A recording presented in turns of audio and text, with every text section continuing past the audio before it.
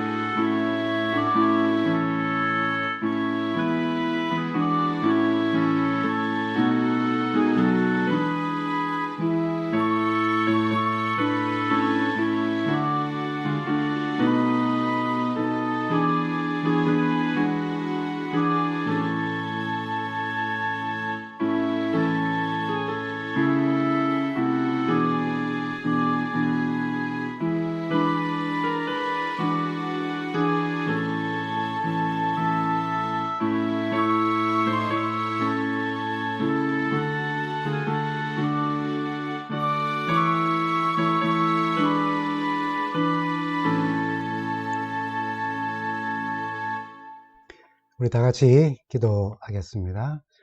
주님, 오늘 우리에게 주님 친히 말씀하여 주시고 또 성령께서 우리의 마음에 충만히 역사하셔서 이 예배가 하나님께서 우리의 마음과 생각과 뜻과 계획에 임재하심 가운데 드려지는 그런 축복된 예배가 되게 하여 주시옵소서.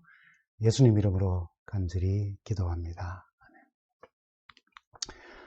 교우님들 한 주간 잘 지내셨습니까? 오늘도 우리가 어디에서 예배를 드리든지 하나님의 임재의식 속에 주님의 사랑을 기억하며 또 성령의 음성을 듣는 그런 예배가 되기를 간절히 바랍니다. 오늘 함께 나눌 말씀의 제목은 말한 대로 또 우리가 결심하는 대로 우리가 살지 못해도 하나님은 여전히 우리를 사랑하신다는 그런 내용입니다. 누가복음 22장 54절부터 또 마가복음 14장 55절부터 있는 말씀을 토대로 함께 말씀을 나눕니다. 신문 기사에 나오는 제목입니다. 욱하는 대한민국, 뒤에 욱하는 세상은 제가 이제 덧붙인 그런 글입니다. 경찰청이 분석한 자료에 따르면은 살인이나 폭행 같은 범죄 동기 중에 우발적 범행이 가장 많은 것으로 나타났습니다. 층간소음이나 또는 주차 문제 등으로 이웃과 다투다가 홧김에 폭행을 하거나 살인과 같은 중범죄를 저지르는 일이 종종 일어납니다. 그런데 이런 우발적 범행 당시 그들의 정신 상태가 지극히 정상인 경우가 절반 이상을 차지한 것으로 파악되었습니다. 꼭 범죄를 저지르는 일에만이 아니라 사람이 살다 보면은 욱하는 마음에 내가 한 말과 내가 결심한 것과 전혀 다르게 행동하는 경우가 참 많이 있지요. 미국은 더 심합니다. 사실 총기 사건들이 많은 경우 우발적 사건이 참 많이 있는 것도 우리가 보게 되죠. 욱하지는 않더라도 환경과 감정에 의해서 생각지도 않는 말을 하게 되고 또 예기치 못했던 어떤 행동들을 우리가 하곤 합니다. 우리가 한 말과 결심대로 되지 않는 일이 얼마나 많습니까? 작심삼일이라는 말도 있죠. 특히 신앙생활에 있어서는 더욱더 그런 것 같습니다. 성경의 비유 가운데 여러분 마태복음 21장에 보면은 아버지로부터 포도원에서 일하라는 부탁을 받은 두 아들 이야기가 나옵니다. 예라고 대답은 하였지만 행동하지 않은 큰아들과 아니요라는 대답은 하였지만은 돌이키고 순종한 둘째 아들, 두 형제의 비유가 나옵니다. 물론 첫째 아들은 유대인을 상징하고 둘째 아들은 이방인을 비유로 한 것이죠. 이 비유는 물론 이야기 속에 일회성으로 나타나지만은 말과 행동이 다른 이런 일은 우리의 일상생활 속에 아주 반복적으로 그러니까 정말 일상이 되어진 일이기도 합니다. 그러나 비록 마음의 원함이 있어서 결심하고 또 말하는 대로 그렇게 되지 않는다고 해서 뭐 가망이 없는 인간이다 그런 것은 절대로 아닙니다. 구약은 우리 짐승의 제사를 통하여서 예표적으로 또 신약은 실제로 그 주님의 십자가 희생을 통해서 인생 중에는 가망 없는 인생, 버림받은 인생은 한 사람도 없다는 것을 우리에게 잘 알려주고 있죠. 결심하고 말한 대로 잘 안 되는 신앙생활. 그러나 주님 사랑 안에 회복되는 성서의 인물 중에 하나가 바로 베드로입니다. 오늘 베드로의 여러 모습을 한번 좀 생각해 볼까 합니다. 첫 번째는 그가 장담하는 베드로의 모습입니다. 베드로의 특징 가운데 하나죠. 결단력이 있으니까 장담도 잘하는 것입니다. 누가복음 5장 11절에 이렇게 말했습니다. 그들이 배를 물에 댄 뒤에 모든 것을 버려두고 예수를 따라갔다라고요. 이렇게 결단력이 있게 모든 것을 버려두고 주님을 따른 그 자신의 헌신, 그것을 주님께 상기시키기까지 합니다. 누가복음 18장 28절에 이런 말씀이 있죠. 베드로가 말하였다. 보십시오. 우리는 우리에게 속한 것들을 다 버리고 선생님을 따라왔습니다. 라고요. 마태복음 19장, 마가복음 10장에 보면은 그렇게 따르게 된 우리에 대한 보상이 뭐가 있냐고 그렇게 묻기까지 한 장면이 나옵니다. 그런데 그를 향하여 주님께서 십자가 사건, 그 강도로 여김을 받으면서 금과 몽치를 들고 온 사람들에 의해서 체포당하고 그렇게 끌려가실 때에 사단이 그들을 믿음에서 떨어지도록 체질하는 시험이 있을 것을 이렇게 말씀하셨습니다. 누가복음 22장 32절에 있는 말씀이죠. 그러나 나는 내 믿음이 꺾이지 않도록 너를 위하여 기도하였다. 내가 다시 돌아올 때는 내 형제를 굳세게 하여라고요. 이 말을 들은 베드로는 33절에 이렇게 말합니다. 주님, 나는 감옥에도 죽는 자리에도 주님과 함께 갈 각오가 되어 있습니다. 라고요. 이렇게 자신에 차서 장담을 하지요. 이 말에서 그는 이미 주님을 따르는 길이 감옥으로 향하고 죽음으로 향하는 길임을 알고 있었다는 말이기도 합니다. 그러나 곧이어 진짜 예수님께서 체포되고 끌려가실 때에 그는 어떤 모습을 보여줬습니까? 두 번째는 그가 멀찍이 주님을 따라가는 모습을 보여줍니다. 말씀드린 것처럼 아마 그는 지금 주님을 따르는 그 길이 평화롭다 할지라도 감옥으로 향하고 죽음으로 향하는 길임을 알고 있었기에 그렇게 간증하였고 그렇게 멀찍이 따라갔을 것입니다. 그의 걸음을 누가복음 22장 54절은 우리가 잘 아는 대로 이렇게 이야기했죠. 조금 전에 우리가 이야기했습니다만 예수를 붙잡아서 끌고 대제사장의 집 뜰인데 거기가 이 재판이 있었기 때문에 법정이라고도 이야기합니다. 그리고 데려갔다. 그런데 베드로는 멀찍이 떨어져서 뒤따라갔다라고요. 물론 다른 제자들이 흩어져 도망간 후에도 예수님을 따라갔으니까 그 정도만 해도 좋은 일이겠지만 사실은 발은 따라가는데 마음이 따라가지 않으니까 주님과 사이에 거리가 생긴 거죠. 멀찍이라는 이 말은 사람이 결심대로 또 말한 대로 잘 안 되는 연약한 인간의 모습을 표현한 것이라고도 할 수 있습니다. 주님은 누가복음 9장 62절에 이렇게 말씀하셨습니다. 누구든지 손에 쟁기를 잡고 뒤를 돌아다보는 사람은 하나님 나라에 합당치 않다 하고요. 의도적으로 거리를 두고 따라갔다면 문제가 생길 때에 도망이라도 가겠다는 어떤 백업 플랜 같은 것을 가지고 있다는 그런 발걸음일 수 있고 또 발은 주님을 따라가긴 가는데 오늘 이 말씀처럼 마음이 내키지 않아서 뒤를 돌아다 보니까 느려지는 걸음일 수밖에 없는 것입니다. 어쩌면 그가 이미 알고 있었듯이 그가 지금 따라가는 이 길이 주님께서 감옥으로 죽음으로 향하시는 길임을 직감하였다는 사실이죠. 그렇다면 멀찍이 따라갔다는 표현은 자신의 결심대로 말한 대로 주님을 따라 주님과 함께 감옥이나 죽음에도 따라가겠다는 계획이 변할 수 있다는 사실을 보여주는 그런 걸음임은 분명한 겁니다. 베드로의 세 번째 모습을 한번 보십시다. 그가 불을 쬐고 있는 베드로의 모습을 봅니다.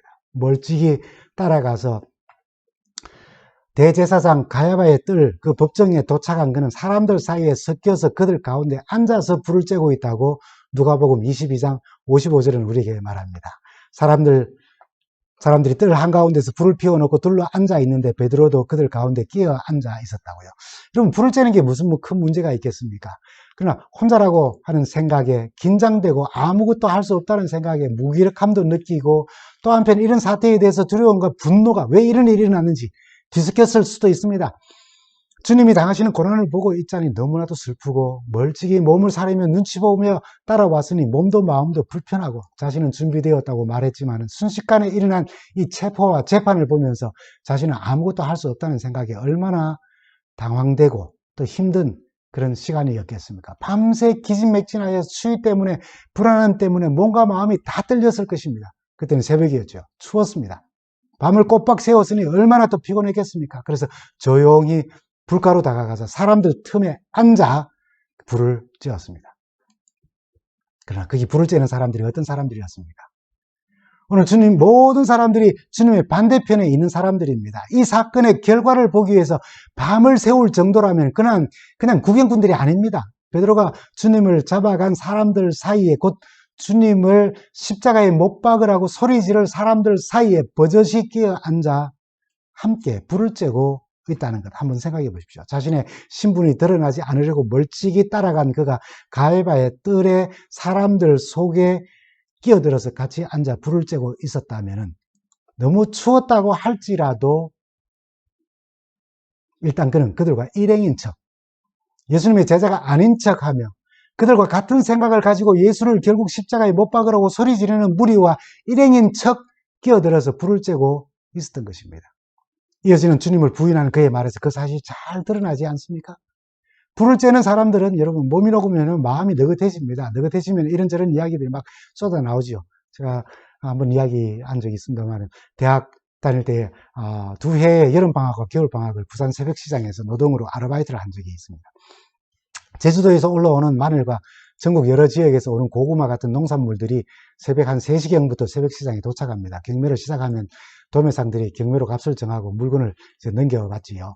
한바탕 아주 시끌벅적한 경매가 끝나고 나면 다음 트럭이나 또 이 육지에서 오는 트럭이나 또 제주도에서 올라오는 배가 도착하는 데는 시간이 조금 더 여유가 있습니다. 겨울에는 경매를 주관하는 사무실에서 큰 드럼통에 장작을 넣어서 경매 광장에 불을 피워 놓습니다. 상인들이 하나둘 모여듭니다. 불을 쬐기 시작하지요. 조용한 침묵이 흐릅니다. 모두 경쟁자입니다. 조금이라도 싸게 경매 가격을 정하고 물건을 사기 원하기 때문에 서로 눈치를 보면서 경쟁을 합니다. 이제 불가에 모여들어서 몸이 좀 늙으면 한 어르신이 아들, 딸 자랑을 하기 시작합니다. 갑자기 분위기가 경쟁 관계에 떠나서 한 주제로 모아집니다. 우리 딸이 이번 부산대학에 합격했다.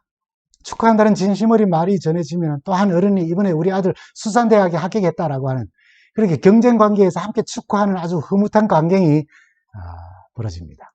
아니면 물건 값에 대하여서 또 물건의 상태에 대하여서 이야기를 합니다. 이 말은 뭡니까? 공동의 관심사가 함께 불을 쬐는 사람들 사이에 있다는 것입니다. 여러분, 가야바의 법정에서 불을 쬐는 사람들이 나누어서 대화를 한번 상상해 봅시다.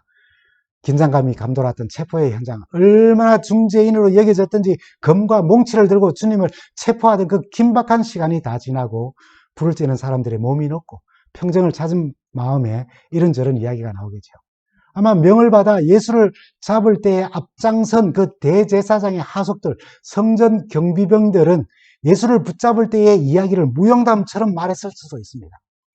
예수를 붙잡는 장면을 직접 목격한 사람들은 그들의 무용담에 덧붙여서 도망가는 제자들의 모습을 이야기하며 히덕거리셨을 수도 있습니다.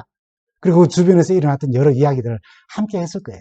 저마다 한마디씩 보태고 베드로는 위축되기 시작했을 것입니다. 자신이 결심하고 말한 대로 감옥과 죽음으로 향하는 그 각오는 주님이 그런 분이 아니라고 말하는 그런 분위기로 가야 하는데 이제 잠잠하여 자신의 위기를 모면해야 하는 상황 속으로 점점 빠져드는 것입니다.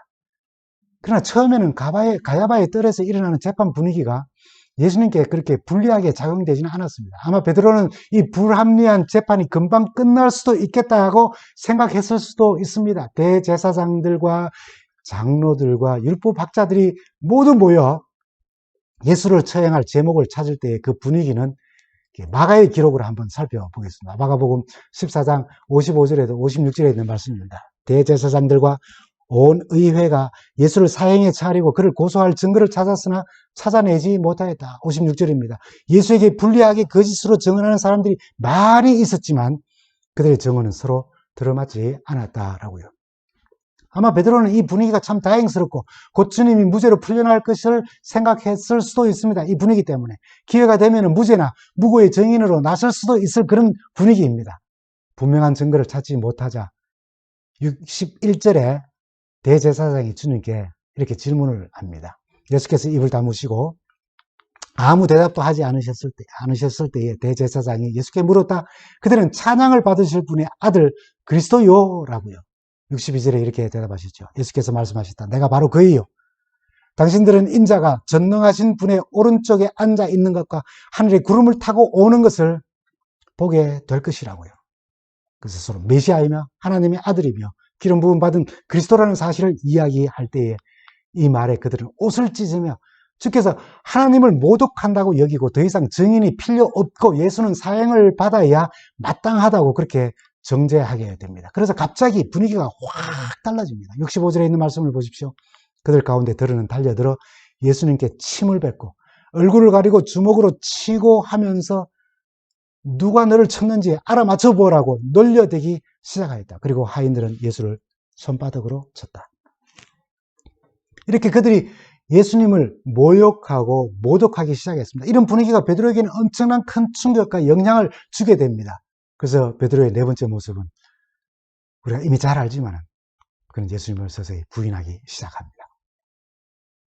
근데 바로 그때에 모든 결정이 엉터리임에도 불구하고 그를 사형의 처함이 마땅하다는 결정이 내려지고 사람들이 그에게 모독하고 모욕하는 일들이 일어날 바로 그때에 자신의 정체성을 드러내기 그 두려운 상황 속에 주님이 사형의 처에 마땅하다는 결론이 나올 때에 갑자기 베드로가 자신의 정체성을 알려야 하는 그런 상황이 온 것입니다. 말대로 결심대로 살기 어려운 환경은 이렇게 마련됩니다. 꼭 뭔가를 하려고 하면은 그 반대되는 어떤 더 큰 일이 일어나서 내가 하려고 결심했고 말했던 것들이 잘 되지 않게 하는 그런 환경들이 얼마나 자주 우리에게 일어납니까? 그의 얼굴을 그 불빛을 통해서 대제사장의 여정이 보게 됩니다. 베드로의 입장에서는 아주 맹랑한 여정입니다. 67절에 이렇게 말합니다. 베드로가 불을 쬐고 있는 것을 보고 그를 빤히 노려보고서 말하였다. 당신도 저 나사렛 사람 예수와 함께 다니는 사람이지요 라고요. 그러나 베드로는 부인하며 68절에 이렇게 말합니다. 네가 무슨 말을 하는지 나는 알지도 못하고 깨닫지도 못하겠다. 그리고 그는 바깥들로 향해 나갔다. 문간으로 나갔다. 그때 닭이 울었다라고 이렇게 다른 사본에는 기록되어져 있습니다. 그가 슬쩍 자리를 옮기는 것입니다. 마음이 뜨끔했겠지요. 주를 부인했지만은 내가 부인하는 그 모습을 보거나 그 소리를 들었던 사람들과 함께 했던 그 자리를 살짝 옮기면서 자신은 그렇게 생각했을 수도 있습니다. 나 확실하게 들키지는 않았어.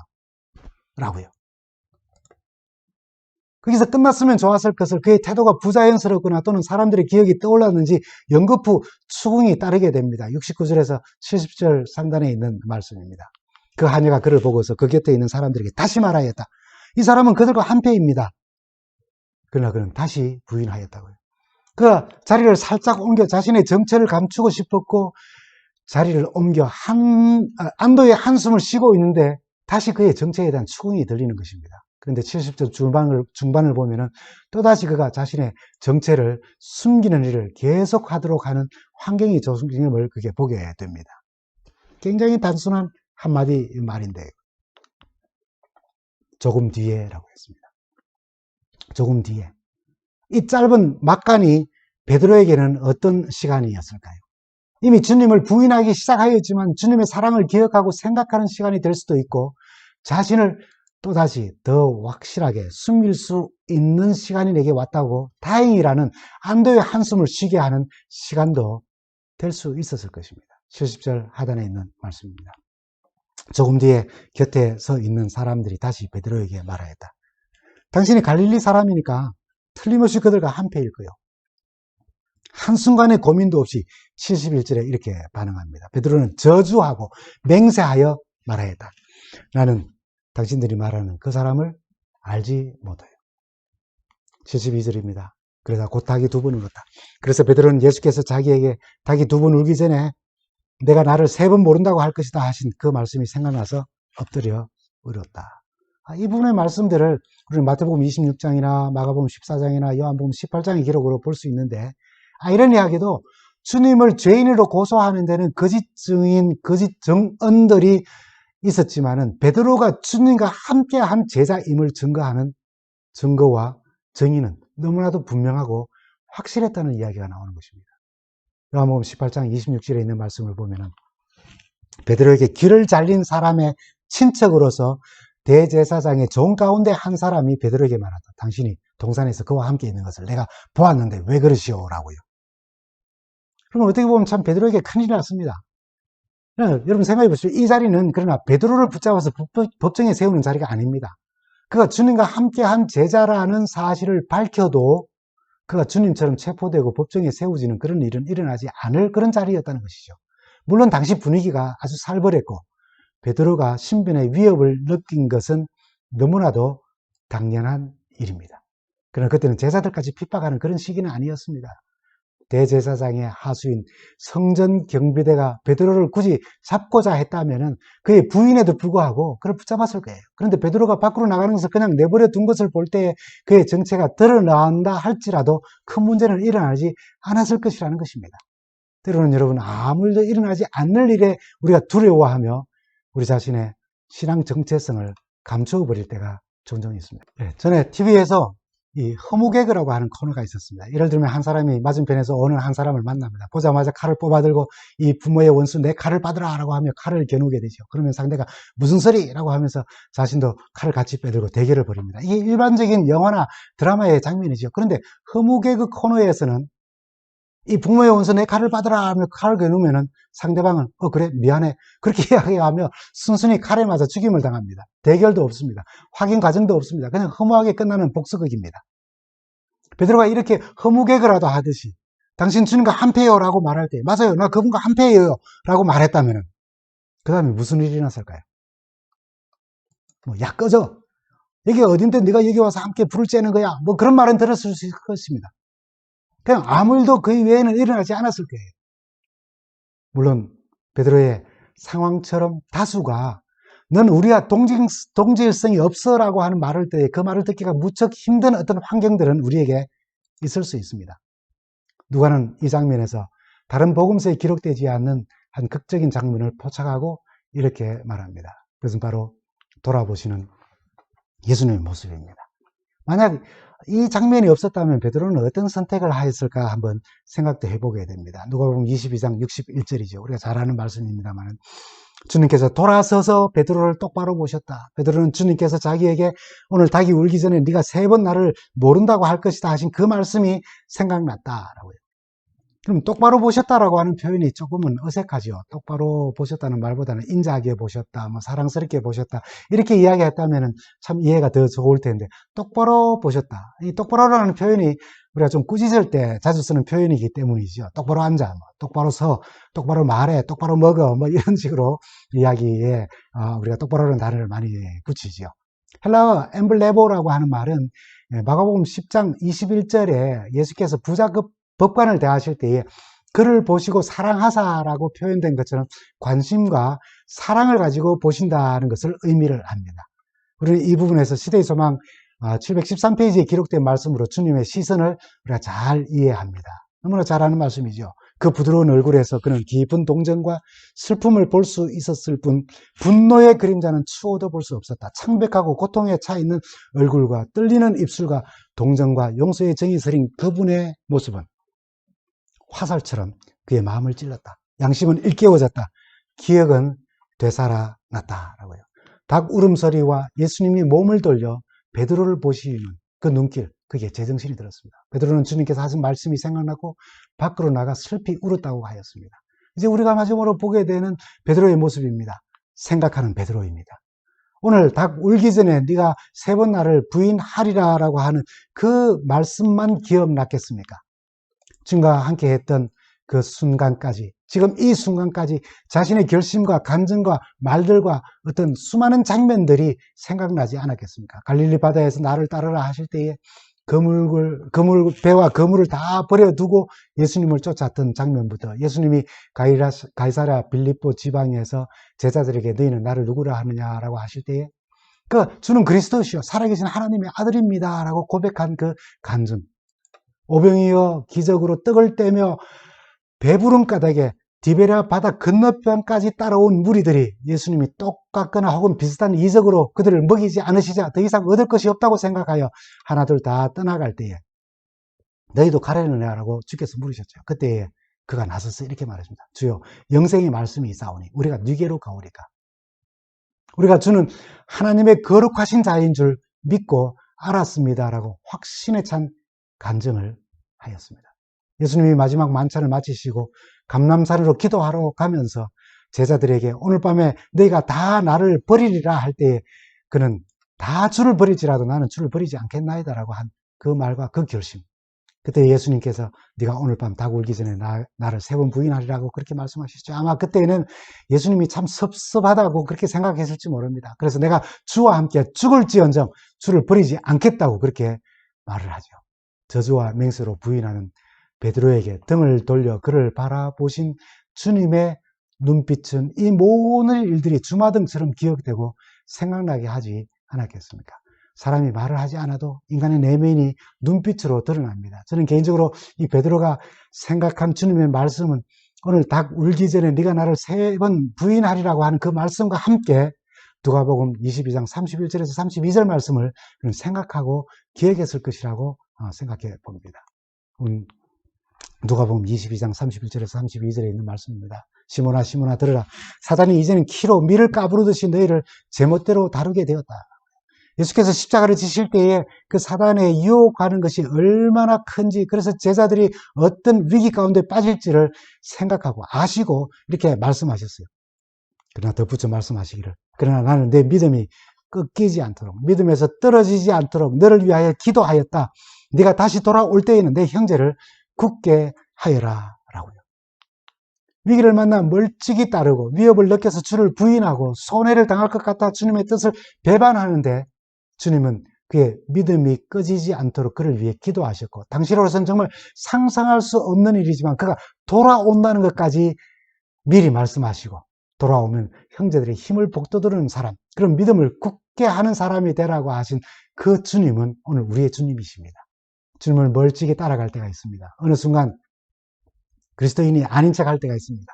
때로는 성도의 교제 가운데서도 일어납니다. 친구라는 명목으로 차를 마시며 이야기를 나누면서도 하늘에 속한 사람이 아니라 세상에 속했고, 영에 속한 사람이 아니라 육신에 속했음을 우리도 모르는 사이에 불을 쬐며 대화를 나누며 편안하게 앉아서 우리는 이야기 나눌 수도 있습니다. 어쩌면 동질감을 느끼기 위해 있을 수도 있습니다. 그 모임의 특징이 어떤 모임인지에 따라서 말입니다. 그럴 때 마치 닭 울음소리처럼 우리를 일깨우는 소리가 있을 것입니다.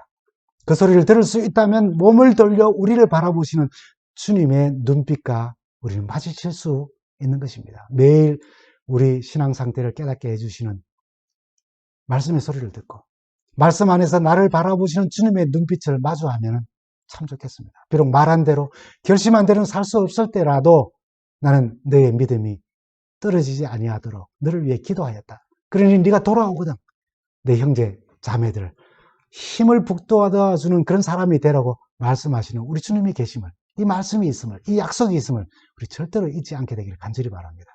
예수님의 동정과 사랑과 용서의 눈빛이 베드로를 회개하고 새로운 삶을 살게 했습니다. 사람을 회개하고 변화시키는 것은 그를 믿어주고 사랑하고 격려할 때입니다. 베드로는 예수님을 3번이나 부인했습니다. 그러나 예수님은 유혹에 빠져 넘어진 베드로를 보신 것이 아니라 실패하고 그것을 실패를 극복하고 다른 사람에게 용기를 주는 베드로를 보셨어요. 주님을 3번이나 부인한 그 나약한 베드로가 아니라 하루아침에 3,000명을 회개케 하는 성령의 능력이 입혀진 베드로의 모습을 보신 것입니다. 주님은 오늘 우리도 그런 시선으로 바라보시오. 인생의 가장 어둡고 깊은 밤에 그 실패한 베드로는 양심의 그 일깨움을 준 그 닭 울음소리와 예수님의 사랑의 눈빛의 반응에 참된 회개와 변화를 경험했습니다. 그렇습니다. 우리 모두에게 공통적으로 들려오는 닭 울음소리는 양심과 성서의 기별에서 들려옵니다. 우리를 일깨우는 닭 울음소리와 사랑의 눈빛으로 우리를 바라보시는 주님의 사랑에 반응함으로 변화와 회복의 삶을 우리는 살 수 있게 되고, 그 이유는 약속하신 성령으로 우리를 충만케 하시는 삶을 살아갈 수 있습니다. 주님은 우리를 절대로 버리지 않으셔요. 어떤 의미에서는 지금 우리가 말한 대로, 우리가 결심한 대로 잘 살지 못하고 주님을 멀찍이 따라가고 엄격결에 주님을 부인하는 행동을 하지만은 주님은 우리를 위해 기도하고 계세요. 우리로 성령으로 충만하여 이 공동체에서, 이 세상에서 힘있게 살아가도록 힘주시는 능력의 기도를 우리를 위해 드리고 계신다는 것입니다. 우리를 위해 믿음이 꺼지지 않도록, 믿음에서 떨어지지 않도록 우리를 위해 기도하시며, 넘어질지라도 다시 일어나 우리의 형제 자매들의 힘을 북돋아주는 그런 성도가 되도록 오늘도 우리를 위해 기도하시고 도우시는 참 좋으신 주님과 우리가 동행하며, 주님께서 약속하시고 허락하신 성령의 능력으로 살다가 다시 오시는 우리 주님을 뵙는 우리 모두가 되기를 간절히 바랍니다. 다 함께 기도하겠습니다. 주님, 우리 참 연약한 저희들입니다. 전적으로 헌신하며 주를 따르지 못하고 멀찍이 따라가는 우리들, 위협을 느끼거나 손해를 당할 것 같으면 쉽게 주님을 또 부인하고 우리의 정체성을 감추는 우리들인데, 참 좋으신 우리 주님께서 우리가 믿음을 잃지 않도록 기도하시며 우리가 신앙 공동체와 이웃과 세상에 힘이 되는 사람이 되게 하시는 주님의 기도가 있음을 감사드립니다. 주님 사랑과 약속을 기억하고 감사하며 성령의 능력을 힘입어 살아가는 저희가 되게 하여 주시옵소서. 그렇게 살다가 다시 오시는 우리 주님을 뵙게 하여 주시기를 예수님의 이름으로 간절히 기도합니다. 아멘. 주님과 동행하는 참 좋은 하루 또 한 주간 되기를 간절히 바랍니다. 감사합니다.